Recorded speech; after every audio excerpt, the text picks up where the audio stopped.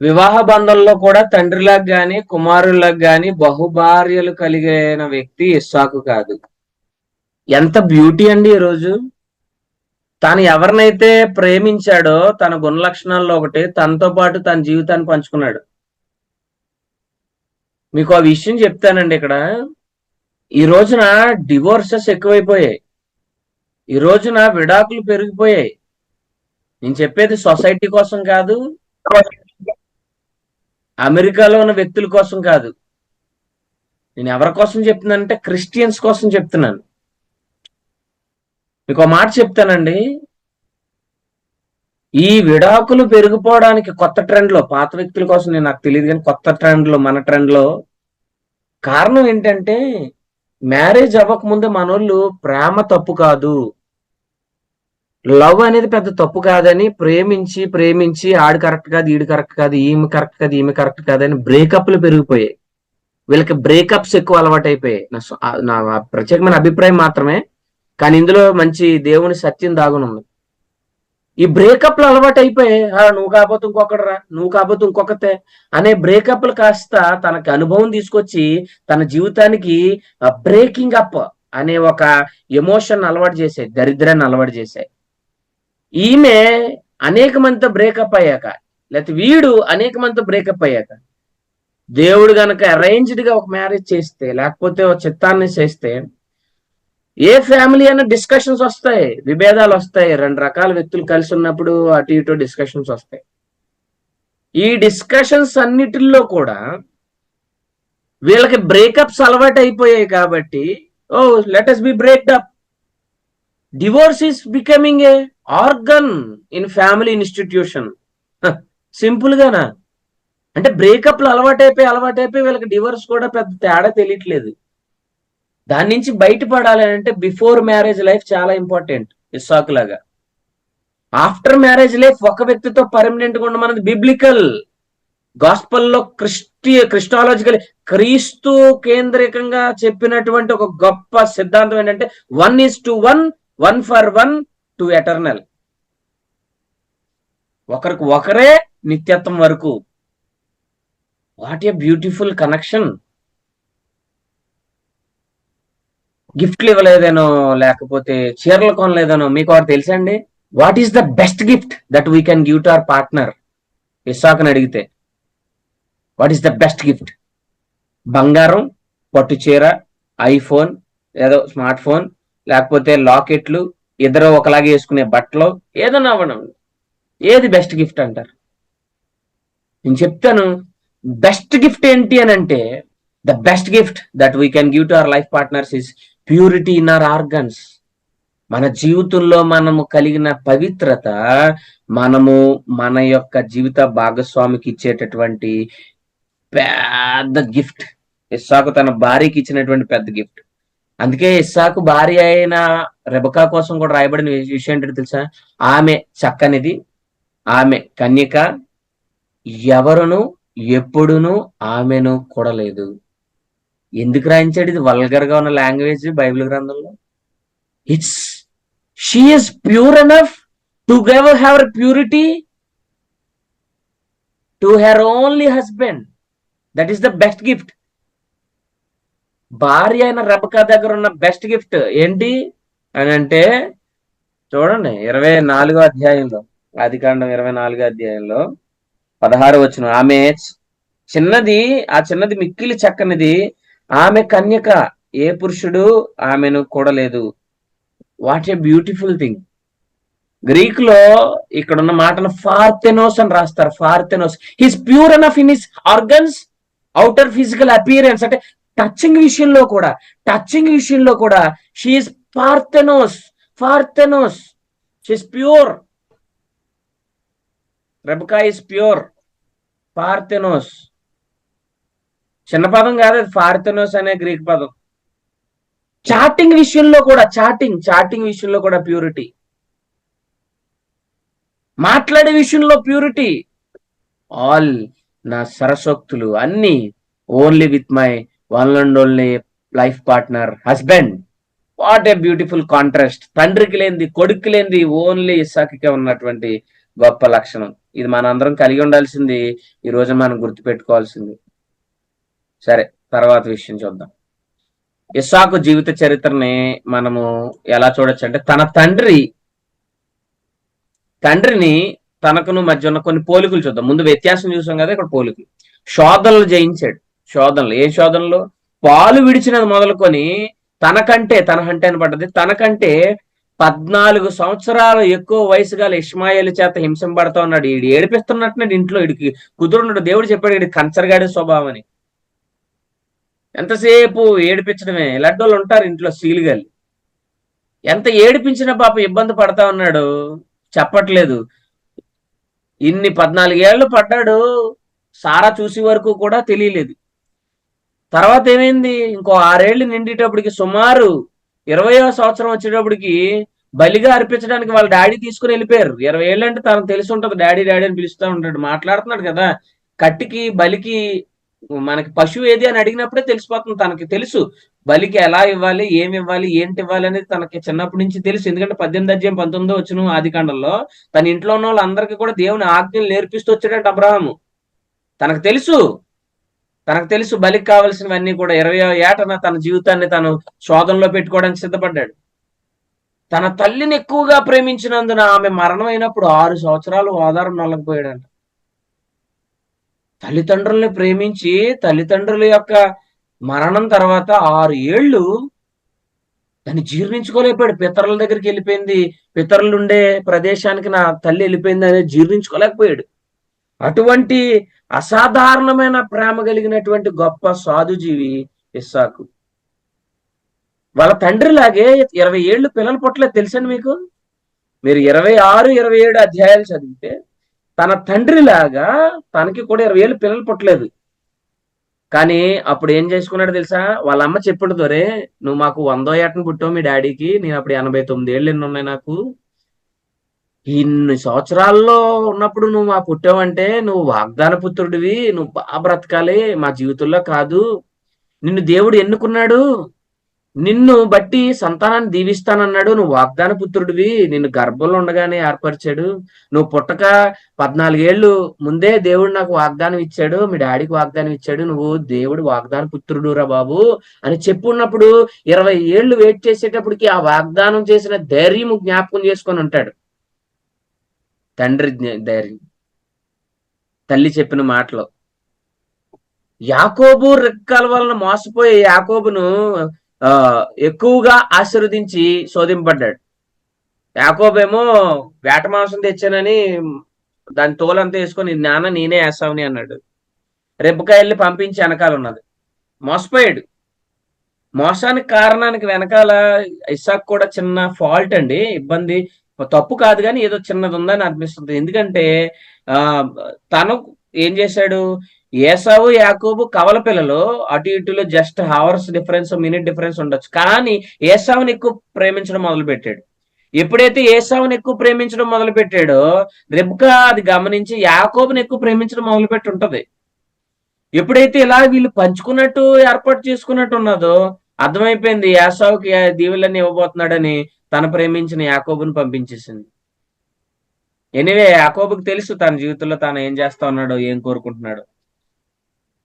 ఇతరులు చేసిన పాపాల వలన కలిగిన శ్రమల జీవితం అంతా చూడండి. యాకోబు దోషం చేశాడు, దాని బాధ అనిపిస్తా ఉన్నాడు. ఎవరో తన పితరులు తీసినటువంటి బావిలు, తన తండ్రులు తీసినటువంటి బావిలు నూతులన్నీ కూడా తన శత్రువులందరూ కూడా పూడి చేస్తా ఉన్నాడు, ఇబ్బంది పడతా ఉన్నాడు. ఎవరో చేసిన దోషాలు తన మీద పాపం పడిపోతా ఉన్నాడు. ఎంత ఓపికో. ఇస్సాకులో మనం ఓదార్పు నేర్చుకోవచ్చు, ఇస్సాకులో మనం ప్రేమ నేర్చుకోవచ్చు, శోధన జయించిన విధానం నేర్చుకోవచ్చు, నెమ్మది నేర్చుకోవచ్చు, ఓపిక నేర్చుకోవచ్చు. ఇస్సాకు ఎంత నెమ్మదస్తుడు. డైలాగ్స్ తక్కువ ఇస్సాకుకి. చూద్దాం. తన జీవిత చరిత్రలో ఇస్సాకు యేసు ప్రభువుకి సూచనగా ఉన్నాడు. ఇస్సాకు జన్మ అసాధారణమైంది. ఎందుకు ఇస్సాకు జన్మ అసాధారణమైందంటే, పిల్లల కంటకు వయసు ఉడికిపోయినప్పుడు సారా ఏం చేసింది? ఇస్సాకుని కన్నారు. ఏ విధంగా పిల్లలు పుట్టరు అనే సమయంలో ఇస్సాకుని కన్నాదో, అదే విధంగా యేసుప్రభు వారు పిల్లలు పుట్టడానికి లోపలికి క్రోమోజోన్ లేనప్పుడే కనబడ్డాడు. ఆమె ముసలి, ఈమె కన్యక, ఇద్దరికే పిల్లల కన్నా అసాధ్యం. కానీ వీళ్ళిద్దరి మధ్య దేవుడు గొప్ప కార్యం చేశాడు. ఈ విషయాలకు రెఫరెన్స్లు మీరు కనుక్కొని రాయాలి. తర్వాత రెండో విషయం చూద్దాం. రెండో విషయం ఏంటంటే, ఇస్సాకు జన్మించుట వలన కుటుంబముకు ఆనందం కలిగింది. అప్పుడు వరకు గొడ్రండ్లు అన్నారు, ఇబ్బంది అన్నారు, బాధ అన్నారు, వేదన అన్నారు. కానీ వన్స్ యేసు ప్రభు వారు పుట్టినట్లు ఇస్సాకు పుట్టినప్పుడు వాళ్ళ ఇంటిలో ఉన్నటువంటి కలతలు పోయాయి, ఇబ్బందులు పోయాయి, ఇరుక్కుపోయింది, వాళ్ళు ఉన్న కొదువు పోయింది. యేసు ప్రభు వారు పుట్టినప్పుడు కూడా మహానందం కలిగిందంట. జ్ఞానులు వచ్చి యేసు ప్రభుని చూసి మహానంద భరితులైపోయారు. గొర్రెల కాపరులు వచ్చి యేసయ్యను చూసి ఆనందంతో తిరిగి వెళ్ళారు. దూతలు పరలోక రాజ్యంలో సర్వలోకాన్ని సంతోషాన్ని ప్రకటిస్తా ఉన్నాయి, సువర్తమానాన్ని ప్రకటిస్తా ఉన్నాయి. సంతోషం నిండిపోయింది ఆయన ఉన్న చోట. ఇస్సాకు ఉన్న చోట సంతోషం, యేసయ్య ఉన్న చోట సంతోషం. ఇక్కడ చూడండి, ఇస్సాకు విధేయుడై తను తాను అప్పగించుకున్నాడు బలి విషయంలో. ఏ మాట మాట్లాడదు. 20 ఏళ్ళు వయసు బలి పశువు కోసం అడిగిన వ్యక్తి కావాలనంటే తన మాటలు రెట్టింపు చేయొచ్చు. డాడీ బలి పశువు ఏదైనా కానీ దేవుడు చూసుకుంటాడరా అన్న వాళ్ళ డాడీ అన్నప్పుడు ఏమనాలి? ఇందాక నేను చెప్పిన మాటలు మళ్ళీ రిపీట్ చేస్తా ఉన్నాను. డాడీ కట్టెలు లేవంటే పైన కట్టెలు ఉన్నాయి, కర్ర లేదు, ఏది లేదన్న పైన ఉంటాయి. మెయిన్ న్యూక్లియస్ థింగ్, బలికి కావాల్సిన మెయిన్ థింగ్ బలి పశువు. దాన్ని నువ్వు దేవుడు చూసుకుంటాడు అన్న ఎంతవరకు సబబు అనే విషయాల్లో దానికి అర్థమైపోయింది. కింద పనులను వదలడం, పైకి ఈ వ్యక్తిని తీసుకువెళ్ళడం బహుశా అర్థమైపోయి ఉంటది. అప్పుడు అర్థం కాకపోయినా పైకి వెళ్ళిన ఆ వ్యక్తి కాళ్ళు చేతులు పశువు కడతారు కదండి, అలా ఈ మనిషి కాళ్ళు చేతులు కట్టుంటాడు. ఇస్సాకి 20 ఏళ్ళ వ్యక్తి. ప్రభు ఓకే, మా డాడీ బహుశా నన్ను ఇచ్చేయాలనుకుంటున్నాడేమో, దేవుడు నన్ను అడిగి ఉంటాడేమో ఇచ్చేయమని అని తన తాను విధేయత చూపించుకున్నాడు. How beautiful his obedience is. వాళ్ళ డాడీ కూడా అలాగే కదా, భవిష్యత్తు తెలియకుండా ప్రభు దగ్గరికి వచ్చాడు. How beautiful Isaac and Abraham's obedience is. ఇంకో చక్కటి విషయం చూద్దామండి. ఇస్సాకు రెబ్కాల వివాహం క్రీస్తు సంఘమునకు గుర్తుగా ఉంది. చూడండి, ఇక్కడ ఉన్నటువంటి గొప్ప సంగతి ఏంటంటే రెబ్కాతో వివాహము క్రీస్తుకు గుర్తుగా ఎలా ఉందంటే 24 అధ్యాయం మనం చదవాలి. ఆదికాండ 24 అధ్యాయం మనం చదివితే అక్కడ చూడండి, ఒక ఒక ఒక చక్కటి వాళ్ళ గృహం నుంచి బయటకు వచ్చాడంట. ఇస్సాకు గృహం నుంచి బయటకు వచ్చి పొలం మధ్యలో ధ్యానిస్తా ఉన్నప్పుడు బైబిల్ గ్రంథంలో చక్కగా ఉంది, పెండ్ల కుమార్తె కూడా అదే పొలంలోకి వచ్చింది. ఇప్పుడు వీళ్ళిద్దరు ఇక్కడ కలుసుకున్నారు. దేవుడు పరలోకంలో నుంచి మధ్యాకాశంలోనికి వచ్చి మనము మధ్యాకాశంలోకి వెళ్ళి మహా వివాహ మహోత్సవం జరుగుతుంది అక్కడ. ఎంత బ్యూటిఫుల్ గా ఉంది. ఆయన గృహంలోంచి బయటకు వచ్చి, ఈమె తన ఇంటి నుంచి బయటకు వచ్చి పొలంలో కలుసుకున్నట్టు మనం మధ్యాకాశంలో కలవబోతున్నాం. ఎంత సాదృశ్యంగా చక్కగా రెబ్కా ఇస్సాకుల యొక్క జీవితం మనకు కనబడతా ఉంటుందో. ఈ సూచనలు మనం జ్ఞాపకం చేసుకోవాలి. జన్మ అసాధారణమైంది, పుట్టినప్పుడు ఆనందం, తను అప్పగించుకున్నాడు. యేసే కూడా తను అప్పగించుకున్నాడు. నీలో నాలో ఏదో ఉందని కాదు, కానీ కేవలము నిన్ను నన్ను ప్రేమించి యేసు ప్రభు వారు తాను అప్పగించుకోవడం జరిగింది. ఈ విషయాలు మనం గమనించాలి. మూడో పితరుడు ఎవరు అనంటే, మూడో వ్యక్తి ఎవరు అనంటే యాకోబు.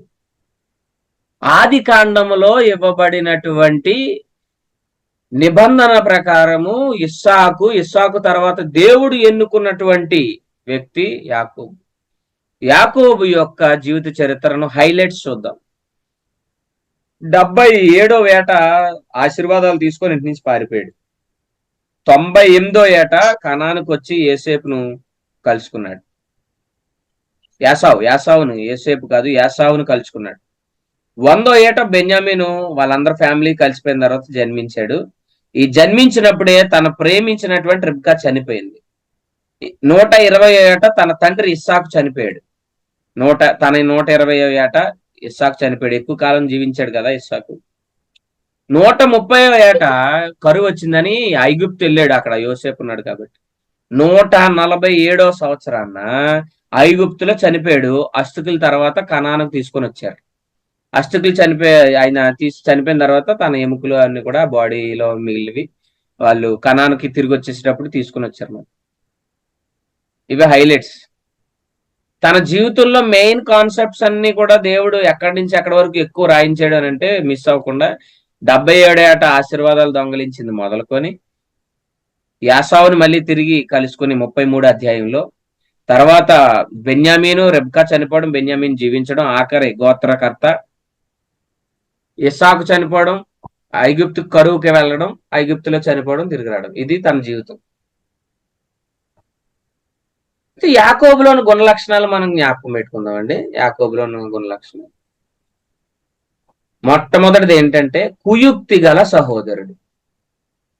ఇది గుర్తుపెట్టుకోవాలి. కుయుక్తి, ఈజ్ ఎ డిసీవర్, మోసం చేసేటటువంటి ఒక మంచి పదం ఉన్నటువంటి వ్యక్తి. ఎవరి కుమారుడు? నిబంధనలో ఉన్న వ్యక్తే, దేవుని యొక్క నడవడికల్లో తెలిసినటువంటి వ్యక్తే. చర్చెస్ లో కూడా ఇలాంటి స్వభావం కలిగి ఉంటారు. చూడండి, జ్యేష్ఠత్వాన్ని దొంగలించట్లో కలిగిన ఆశీర్వాదాలు. తిండికి లోబడిపోయి వాళ్ళ అన్నయ్య తనకి ఈ యొక్క ఆశీర్వాదాలన్నిటినీ ఇచ్చేస్తే ఆ అన్నపై ఒత్తిడి తెచ్చేసిన తర్వాత తనకు వచ్చిన ఆశీర్వాదాలు చూడండి. బైబిల్ గ్రంథంలో ఈ విధంగా రాయబడి నేను చదువుతున్నాను. కుటుంబ గోత్రాలు ఏలే హక్కు మెస్సేకి మాత్రమే వస్తుంది. తనకు తెలుసు మెస్సే రాక కోసం. మీకు పోయిన క్లాస్ లో చెప్పాను, గుర్తుందో లేదో, మెస్సే రాకున్నది సాతాను తల చితగ్గొట్టే టైం వస్తుంది అని అవ్వమ్మకి చెప్పినటువంటి దేవుని యొక్క వాగ్దానం, ప్రోటో ఇవాంజలిజం అని చెప్పాను. ఫస్ట్ గాస్పల్, మొదటి గాస్పల్, అందులోనే సమస్తం ఉన్నది. ఇది ఒకరి తర్వాత ఒకరు చెప్పుకుంటా వస్తా ఉన్నారు. ఇగో పలానా సంతానం నుంచి ఒకడు వస్తారు, ఆ వ్యక్తి సాతాను తల చెత్త కొట్టబోతాడు అని వాళ్ళు చెప్పుకుంటూ వస్తారు. ఇది ఎవరికి తెలుసు అంటే నేను కాదు అని అర్థమైపోయింది యాకోబుకి. నేను కాదా మిస్ అయ్యా, నాకు సీన్ లేదు. కానీ మా అన్నయ్య కూడా కాదు, వాడికి కూడా లిమిటేషన్స్ ఉన్నాయని అర్థమైంది. అయితే మా పిల్లల్లో పుడతాడనమాట. ఇది తెలుసు ఎవరికి? Messiah will come from our generation, our legacy, మాలో నుంచి మెస్సే వస్తాడు. బహుశా నా పిల్లలు అవ్వచ్చు. నా పిల్లలు అవ్వాలంటే నాకన్నా కొన్ని నిమిషాలు, కొన్ని గంటల ముందు వచ్చిన నా అన్న యొక్క జ్యేష్ఠత్వం నాకు కావాలి అనే పట్టు కలిగినాడు. ఈ కుయుక్తి అంతా కూడా నాలో నుంచి మెస్సే రావాలి. వాట్ ఏ బ్యూటిఫుల్, ఎంత గొప్పడు. జ్యేష్ఠత్వంలో ఉన్న ఇంకో గొప్పతనం ఏంటంటే మెస్సయ్య రావడం మాత్రమే కాదు, ఆస్తిలో రెట్టింపు భాగం ఇవ్వాలి. ఇది తర్వాత కాలంలో ఒక నియమ నిబంధనలకు కూడా మారింది. పెద్దోడికి రెట్టింపు భాగం, జ్యేష్ఠ భాగం ఇస్తారు.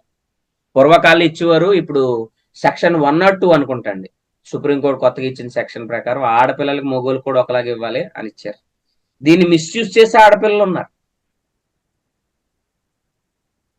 కట్నం ఇవ్వాల్సిన టైంలో అప్పులు అయ్యో చేసి మొత్తానికి అన్ని పట్టుకెళ్ళిపోయిన తర్వాత మళ్ళీ పిల్లలు తదానంతరం రాసే ఆస్తుల్లో గొడవలు పెట్టి అల్లుడి గారి చేత ఆ కొడుకు రావాల్సిన ఆస్తి కూడా ఈ కొత్త సెక్షన్ ఏదైతే ఆడవారికి కొత్తగా వచ్చిందో అదిగో నాకేది ఇవ్వలేదు మా అమ్మ అన్నట్టుగా చూపించి తీసుకునే కుయుక్తి పరులు ఉన్నారు, సమానత్వాన్ని చూపించి. అప్పుడు ఏం చేయాలి?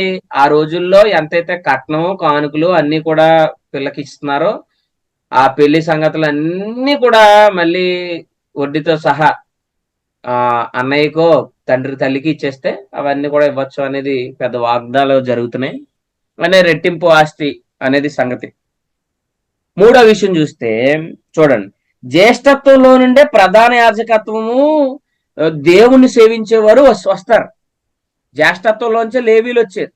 జ్యేష్ఠత్వంలో ఉన్న వాళ్ళే లేవీలు వచ్చేవారు. ఈ విషయాన్ని గమనించాలి. మనకి ఇంకా అరగంట సమయం ఉంది.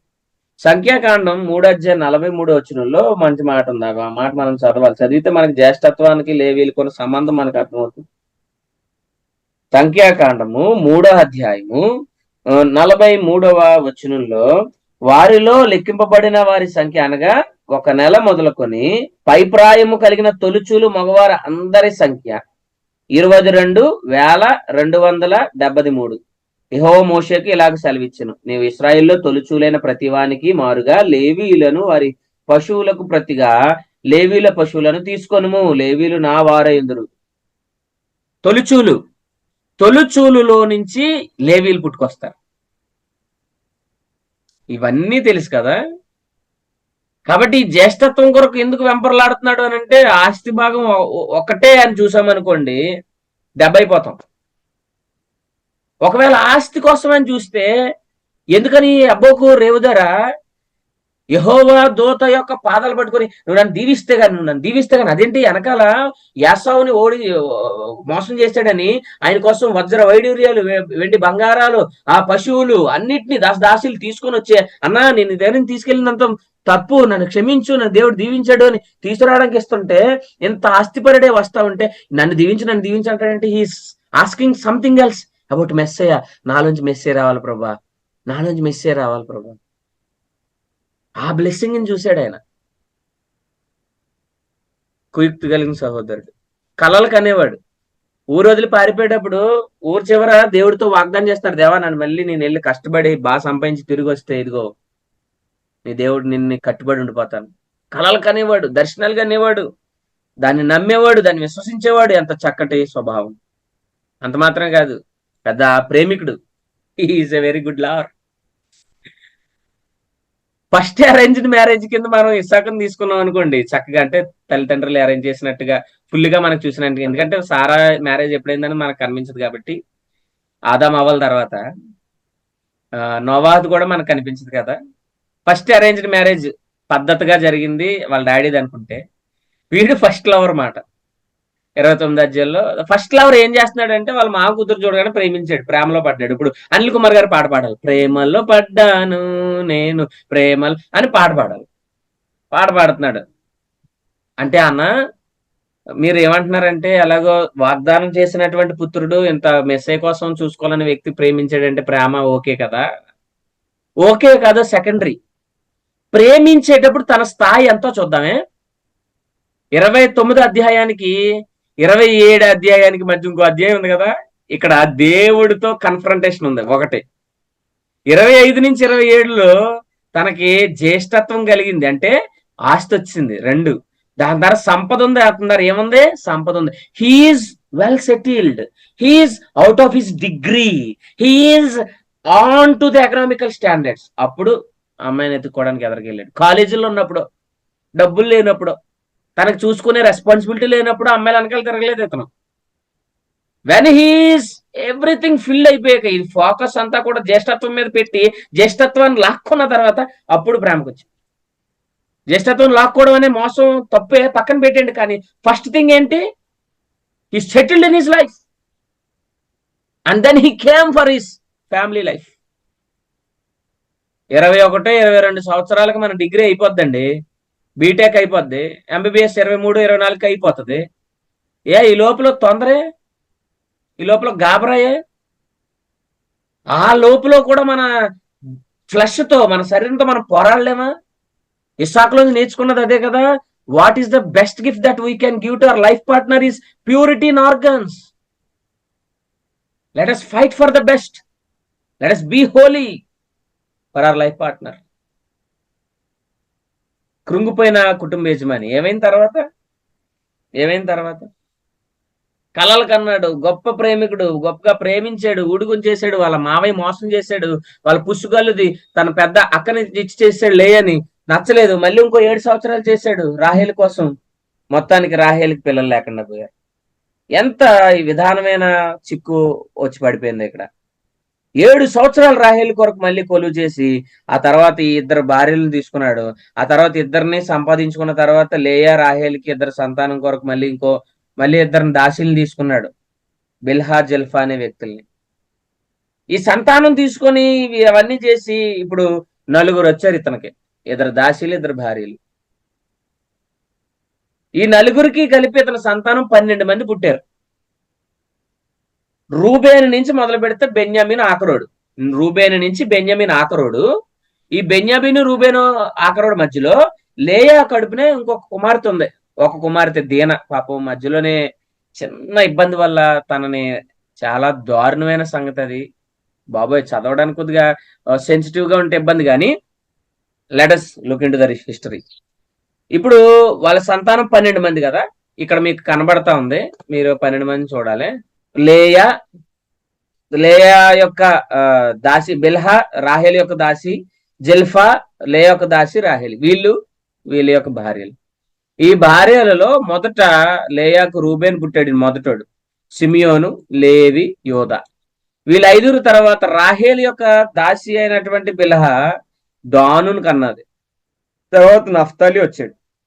ఆ తర్వాత గాదు వచ్చేటప్పటికి లేయా, దాసి, జల్ఫా. తర్వాత ఆషేర్ పుట్టాడు. ఆషేరు తర్వాత ఇస్సాకారు, జెబులూను పుట్టాడు. జెబులూన్ తర్వాత మనకి యోసేపు, మొట్టమొదటి రాహేలు సంతానం. ఇంకా తెగ ప్రేమించేశాడు. ఇంకా నేను ప్రేమించిన నా ప్రేమ, నా ప్రియురాలు యొక్క మొదటి కుమారుడు. చనిపోయేటప్పుడు బెన్యామీన్. దీనా కూడా పుట్టింది. ఇవి 13 మంది, 12 మంది మగోళ్ళు. లేయాని పెద్ద ప్రేమించలేదు, రాహేల్ ప్రేమించాడు. కానీ రాహేల్కి ఇద్దరే. లేయాని పెద్ద పట్టించుకోలేదు. కానీ లేయాకి ఎంతమంది? 1 2 3 4 5 6 7 దేవుడు ఇచ్చాడు. ఎవరినైతే తృణీకరించారో వాళ్ళని దేవుడు ఆశీర్వదించడం మొదలు పెట్టాడు. ఎలా ఆశీర్వదించాడు చెప్పనా? కిటుకు లేవీయులు, ప్రీస్ట్హుడ్ ఆఫ్, యాజకులు పుట్టింది ఎవరిలోంచి? ప్రియురాల్లోంచి కాదు. యాజకులు పుట్టింది తాను ఇష్టపడని పుసుకొల్లిదైన లేయాలోంచి. యోధా రాజవంశం పుట్టింది ఎవరిలో నుంచి? తాను ప్రేమించి 14 సంవత్సరాలు కొలువు చేసినటువంటి రాహేల్లో నుంచి కాదు. తాను ఇష్టపడకుండా చిరాకు పడి పుసుగలిది అనుకున్నటువంటి రూబేల్, లేయాలో నుంచి. What a beautiful history. దేవుడు ఎవరినైతే తృణీకరించినట్లుగా కనబడతారో వారిని ఏర్పరిచి గొప్ప స్థాయిలో అనుగ్రహిస్తుంటాడు. Praise the lord. లేయా జీవితం మనకు అది నిదర్శనం. మన బ్రతుకులో గేలి ఎదురయ్యి పక్కద్రోవ పెట్టేసి, ఇర్రెస్పెక్ట్ ఆఫ్ క్యాస్ట్ బట్టి గాని, ఎకనామికల్ స్టాండర్డ్స్, ఆర్థిక వ్యవస్థను బట్టి గాని, మన అందరహిత తత్వాన్ని, ఈ ప్రపంచం అంతా తెల్లతనం చుట్టూరు తిరుగుతూ ఉంటే మన గుణం కాదని, రంగులను బట్టి, ఆకారాలు బట్టో గాని మనల్ని గేలి చేస్తా ఉంటే పుసుకల్లిది అన్నట్లుగా దేవుడు వారిలో నుంచి జ్ఞాపకం పెట్టుకోవాలి. అటువంటి ఒక లేయాలో నుంచి దేవుడు రాజుల్ని తీసుకొచ్చాడు. అటువంటి లేయా గర్భాన్ని దీవించి దేవునితో మాట్లాడే ప్రత్యేకమైన లేవి గోత్రాన్ని పుట్టుకొచ్చింది. పూజారులు పుట్టుకొచ్చారు, యాజకులు పుట్టుకొచ్చారు, రాజులు పుట్టుకొచ్చారు. ఇప్పుడు చెప్పండి, తృణీకరించడండి. దేవుడు తృణీకరించడం. మనుషులు తృణీకరించిన దేవుడు తృణీకరించాడు. దావీదుని వాళ్ళ అన్నలు తృణీకరించారు. వాళ్ళ డాడీ కూడా ఆడు అన్నాడు, ఆడు వేస్ట్, వీళ్ళు ఎవరొకరు రాజుని చేశాయని బేరం ఆడుతున్నాడు సమయాలతో. లేదు వాడే కావాలి నాకు అంటాడు. డాడీకే ఇష్టం లేదు వాడు రాజు అవడు. తృణీకరిస్తే దేవుడికి ఇష్టం పడిపోతారండి. తృణీకరిస్తే దేవుడు ఇష్టపడిపోతూ ఉంటాడు. ఇంకో 10 నిమిషాల్లో అయిపోద్ది అన్నది. ఇది ఆఖరికి మనం ముగించేసుకుందాం. యాకోబు యొక్క జీవిత చరిత్రలో మనం చూసే విషయాలు మనం చూసాం. తర్వాత మనం చూడవలసిన సంగతిని 10 నిమిషాల్లో నేను ఈ సంగతులు చెప్పి నేను ముగించేస్తాను. యోసేపు యొక్క జీవిత చరిత్ర ఇది ఆఖరిగా మనకు కనబడేది. యోసేపు యొక్క జీవిత చరిత్రలో 3 ప్రాముఖ్యమైన ఘట్టాలు మనకు కనబడతాయి. ఇస్సాకులాగే 3 ప్రాముఖ్యమైన ఘట్టాలు. ఇవి ఏంటనంటే, మొదటిది తర్ఫీదు కాలం. పుట్టినది మొదలుకొని ఐగుప్తు వరకు వెళ్ళేటప్పుడు వరకు. ఈ తర్వాత 3 దశల్లో రెండో దశ వచ్చి శోధన కాలం. యోసేపు ఐగుప్తులో చేరినప్పటి నుంచి అధికారం పొందేటటువంటి వరకు, అంటే ప్రైమ్ మినిస్టర్ అయ్యే వరకు, అంటే పోతిఫర్ భార్యతో చేసిన కాలం ఇదంతా. తర్వాత విజయం అనుగ్రహించిన కాలం. తన ఇబ్బందులన్నీ పోయి, శోధనలన్నీ పోయి, శ్రమలన్నీ పోయి, తనకు అధికారం వచ్చిన దగ్గర నుంచి తను మరణించేంత వరకు. అయితే తర్ఫీదు కాలం చూద్దాం. చిన్నప్పటి నుంచి ఏం జరిగిందో చూద్దాం. తన తండ్రి ఎక్కువగా ప్రేమించాడు యోసేపుని ఎందుకు ఎక్కువగా ప్రేమించాడు అంటే, తన బాల్యంలో నుంచి కూడా రాహేలు సంతానం కాబట్టి ఈ వ్యక్తి చాలా ముద్దుగా చూసుకున్నాడు. కొత్త బట్టలు కొనిచ్చేవాడు, రంగుల విషయాలు అన్ని తీసుకొని వచ్చేవాడు. తన సహోదరులందరికీ కూడా కొద్దిగా ఈ ఇబ్బంది పెట్టేసేలాగా, అసూయ పడేలాగా తెచ్చాడు. ఈ విధంగా ప్రత్యేకంగా ప్రేమించడం వల్ల అన్నయ్యలందరూ కూడా తమ్ముడి మీద అసూయ పెంచుకున్నారు. ఈ అసూయ మాత్రమే కాదు, ఈ అసూయతో పాటు కొన్ని కారణాల వల్ల వాళ్ళు ఈ యోసేపును తన యొక్క తండ్రి దగ్గర నుంచి దూరం చేసి ఐగుప్తుకు అమ్మివేశారు. అమ్మివేయడానికి గల కారణాలు ఏంటంటే, మొదటి విషయం, అన్నయ్యల మీద చెడ్డ సమారం దారికి అందించేవాడు. ఇది వాళ్ళకి నచ్చలేదు. వీళ్ళు కొద్దిగా జులైలుగా తిరిగినా, వీళ్ళు పశువులు పక్కన పెట్టేసి వేరే దేశం వెళ్ళినా, వీళ్ళ పశువులు ఒక దాన్ని చంపించుకొని తినేసినా, వీళ్ళు చేసే ప్రతి అక్రమమైన క్రియని కూడా ఉన్నది ఉన్నట్టుగా చెప్పే ఒక చక్కటి నిజాయితీపరుడు యోసేపు తన అన్నయ్యలు చేసే తప్పును తప్పుగా చూసి, అన్నయ్య ఇది చేస్తున్నారు, ఇది తప్పు, డాడీ చేస్తున్నారు, మందలించిన డాడీ చెడ్డదారికి వెళ్ళిపోతున్నారు అది చెప్పగలిగిన వ్యక్తి. వాళ్ళతో కలిసి తప్పు చేసిన వ్యక్తి కాదు. He separated in his life style along with his brothers. యాకోబు తన కుమారులందరికంటే యోసేపుని ఎక్కువగా ప్రేమించాడు. ముందుగా చెప్పాను ఈ మాట. అదొక అసూయకి కారణమైంది. యాకోబు తన అన్నల కంటే యోసేపుకు మంచి దుస్తులు కొనిచ్చేవాడు, రంగుల దుస్తులు కొనిచ్చేవాడు. ఆ రోజుల్లో రంగులు ఊరికే రావండి, ప్రకృతిలోనే తీసుకోవాలి రంగులు. ఈ రోజు కెమికల్స్ తో రంగులు తయారు చేస్తున్నారు. కానీ ఒక వైలెట్ తీయాలనంటే మెడిటేరియన్ సీలో దొరికే ఒక రకమైన సెల్ఫిష్ ఉంటుంది, ఆల్చెప్ప. ఆ చెప్పలో మాత్రమే పర్పుల్ కలర్, వంకే కలర్ దొరుకుతుంది, ఇంకెక్కడ ఉండదు. అందులో నుంచి గీకి గీకి గీకి గీకి వచ్చిన పొడాన్ని నానబెట్టి అందులో కొద్దిగా జిగురేసి గుడ్డ ముంచితే ఆ ఒక గుడ్డ పర్పుల్ కలర్ లో అవుతుంది. అంటే ఒక 80,000 ఆల్చెప్పల పొడుం కావాల. ఇప్పుడు 80,000 ఆల్చెప్పల్ని తీయాలంటే వాళ్ళు సముద్ర లోతులకు వెళ్ళాలి. ఓదా రంగు అది ఊరికనే రాదు. లాజరు ధనవంతుడి స్టోరీలో అతను ఓదారంగు ధరించుకున్నాడంటే ఊరికనే యేసుప్రభు ఓదారంగు అని చెప్పలేదు. ఒక 80,000 ఆల్చెప్పల్ని తవ్వడానికి తనకి ధనం ఇచ్చాడంటే ఎంత కుబేరుడు అర్థం చేసుకోండి. అంబానీ ఇప్పుడు 5% అంట, 5,000 కోట్లు ఎంతో ఖర్చు పెట్టాడంట తన కొడుకు పెళ్లికి. Is just 0.5%. అలాంటి తోడు మాట ఆ రోజున ధనవంతుడు. చూడండి ఆఖరణ ఏమైంది, యోసేపు మంచి కళలు కని వారితో చెప్పుచుండేవాడు. 2 కళలు కన్నాడు. ఈ 2 కళలు ఏంటంటే, ఒక రోజు నక్షత్రాలు సూర్యుడు కూడా తనకి తలవగ్గడం, ఇంకో రోజు తన అన్న పన్నలు వాళ్ళ నాన్నగారి యొక్క పరుగులు పన్నలు కూడా తనకి తలవగ్గడం. దీనికి అర్థం ఏంటంటే వాళ్ళందరూ కూడా ఇతనికి నమస్కారం చేస్తున్నారు, తల వంచి నమస్కారం చేస్తున్నారని చెప్పడం. ఇందులో ఏం తేడా ఉందండి? ఈ రోజు ఎవరికైనా దండం పెడితే పోయేది కదా అని మనం అనుకుంటాం. కానీ యూదులు ఒకరికి చిన్నపిల్లలకి గాని అన్యులకి గాని అవసరం లేకుండా మొక్కరు, ముఖస్థుతులు చేయరు. వాళ్ళు పౌరుషంగా ఉంటారు. హెబ్రీయులు మరీ పౌరుషంగా ఉంటారు. ఇదేంట్రా ఎలా చెప్తున్నావు, నేను నీకు మొక్కడం ఏంటి, నీ అన్నయ్యలు నీకన్నా పెద్దోళ్ళు మొక్కడం ఏంటి అని చెప్పే విషయంలో అన్నయ్యలకు కోపం తీసుకొచ్చింది.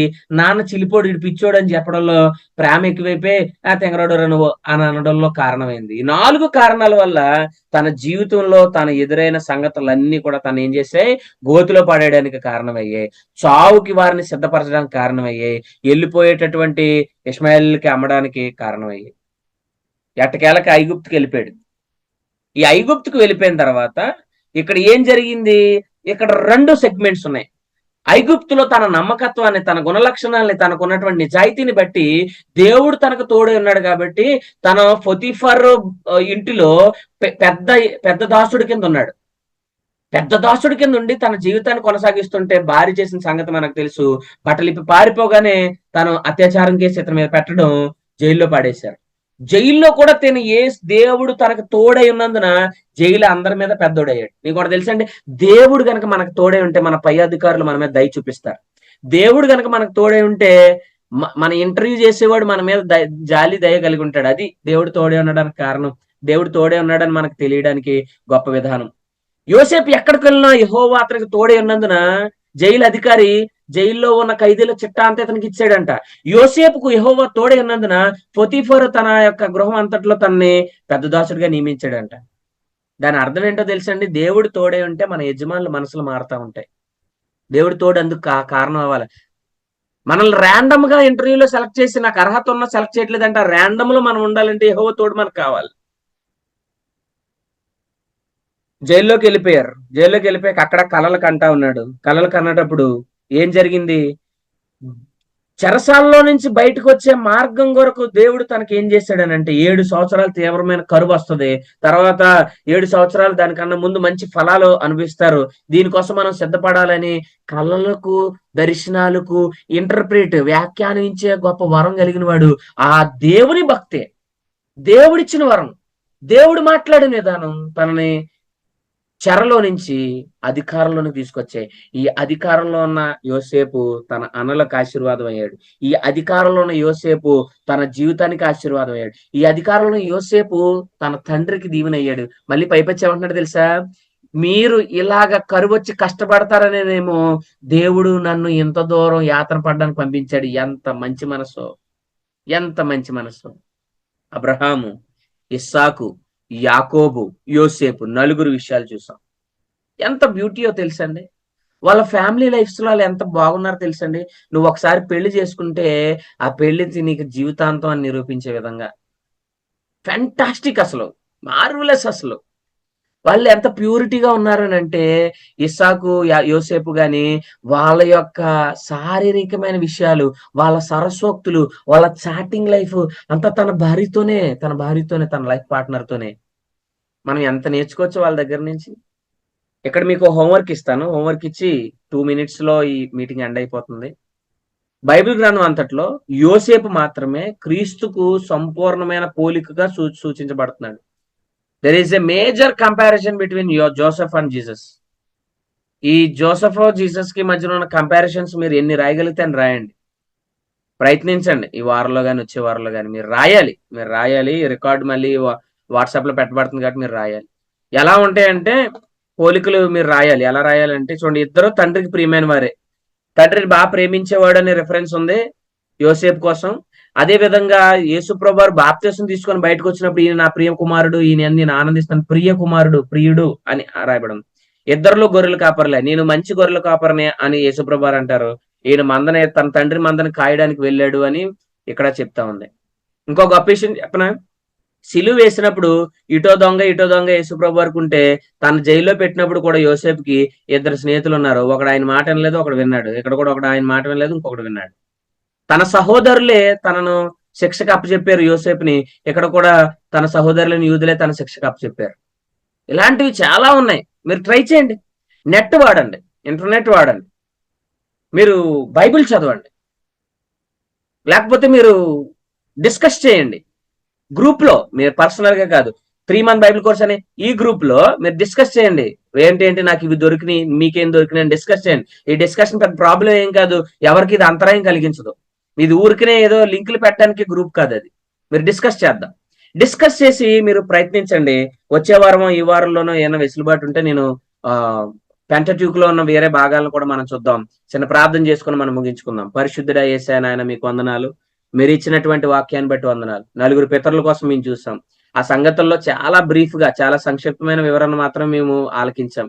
ఈ సంగతులన్నీ మా హృదయాల్లో ఉంచుకోవడానికి, ఇచ్చిన హోంవర్క్ చేయడానికి మీ కృప దయచేయమని యేసు పరిశుద్ధ నామంలో అడిగి వేడుకుంటున్నాం పరమ తండ్రి. Amen, amen, amen.